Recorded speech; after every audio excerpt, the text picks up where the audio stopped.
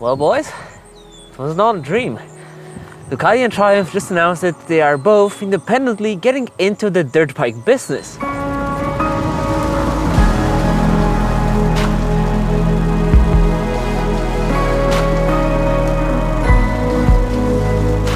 I know, it sounds crazy, like a hype-generating clickbaity title, yet it's true.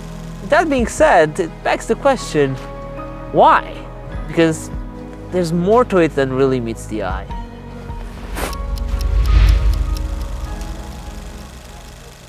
First thing that comes to mind is obvious. Getting into the off-road universe gets them access to a wider market than what they used to have. And yeah, sure, it's an industry that's been constantly growing over the past few years. Booming, I'd say, if you were to just look at the previous 10. More and more people are realizing that taming their need for adrenaline is better off on a closed course, so motocross and trail riding have a bright future ahead.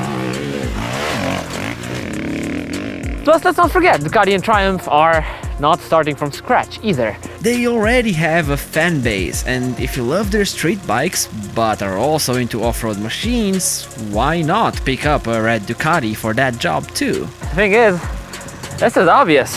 I would not be making this video if this was all there was about it. You see, the off-road sector is growing, sure. At a healthy pace even. That's until you compare it to the street motorcycle sector.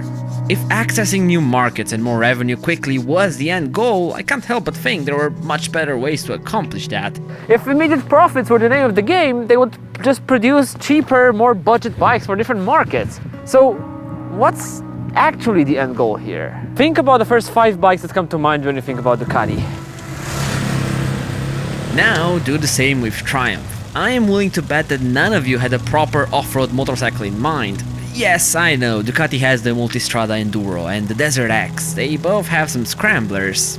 But that's not off-road heritage, that's more like dirt lipstick applied to a pig. In order to sell the hardcore off-roader image, you need to take part in hardcore off-roady stuff, like the Dakar, Motocross, Enduro.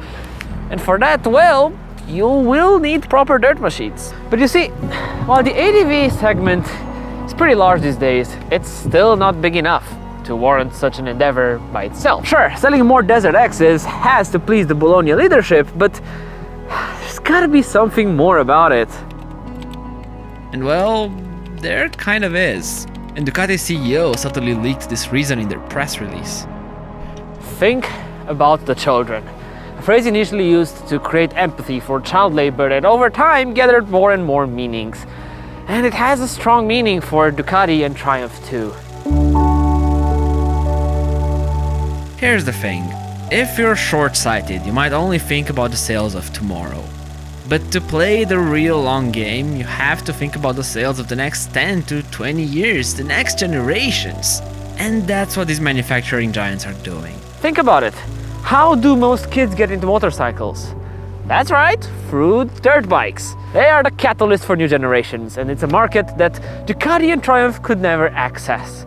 The reality is, right now, in order to experience these two brands, you need to be 18 years old. And by that time, kids would have already ridden and fallen in love with your KTMs and Yamahas of this world. By building amazing race bikes, you get new generations that admire your machinery. But by allowing said generations to experience your brand, you get those same generations to aspire towards it. And that's a big difference. Sure, the start might be 250s and 450s, but that's a gateway to getting younger and younger people deeply passionate about Ducati. And if you manage to create that bond as a company, you can have people that will always love and cherish your machines, street or dirt. So, that's why. Not any one of the reasons presented above, but a combination of all three. And we could stop here, but I think there's an even more interesting question deriving from this. Why now? Why have you not subscribed yet? Thanks. If I were to put my tinfoil hat on, I would say that developing a dirt bike program takes exactly 10 years. Triumph's new CEO came to the lead in 2011, and in 2021 they announced the MX program. Ducati's CEO came to the raid in 2013, and now, in 2023, we have dirt bikes. Coincidence?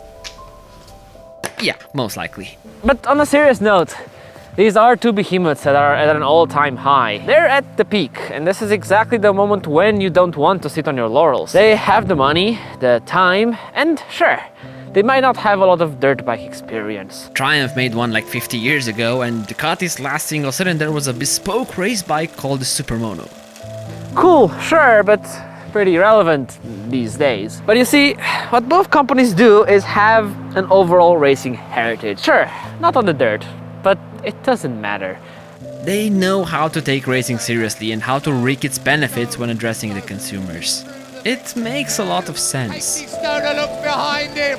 Casey Stoner is the 2007 MotoGP World Champion! All this couldn't have come at a better time, too. With Suzuki constantly struggling on their deathbed, the dirt bike scene was looking more and more sparse. You have your Austrian conglomerate, you have your Yamahas and Hondas, and some ancient Kawasaki's, and it never looked like we had much hope for fresh, new faces. If these were times of dirt bike abundance and variety, people might have been more advert to rooting for these two European manufacturers. But our motocross landscape is not looking pretty, and for that reason, these announcements were greeted with boners and excitement. It's obvious that people entertain the idea of change and diversity. And both Ducati and Triumph just gave us a glitter of hope. The approaches of the two giants can look similar. They will both be expensive, top-of-the-line machines in the beginning, and there will be doubt floating around. A lot of it. But if history tells us anything, is that these industry overlaps have succeeded before. The most recent big success is actually KTM getting into street bikes in MotoGP. So if the Austrians could do it, why couldn't the Anglo-Italian combo pull off something similar? Sure, the approaches they take are similar, but also very different. Triumph aims towards the AMA Championship with their bespoke factory team, while Ducati aims for the Italian Championship for an already established team, Madi Racing. Ducati is trying to pull off decimal valves on its single-cylinder unit, while Triumph is taking a more conventional approach. Look, at the end of the day, it doesn't really matter which individual approach they take. I could not care less. I only care that the future looks bright. Getting fresh, non-rebranded motorcycle can only be a good thing for the sport and market in general. And while I might not be the biggest motocross fan, I'm super excited to see these brands trickle down into enduro and other similar disciplines.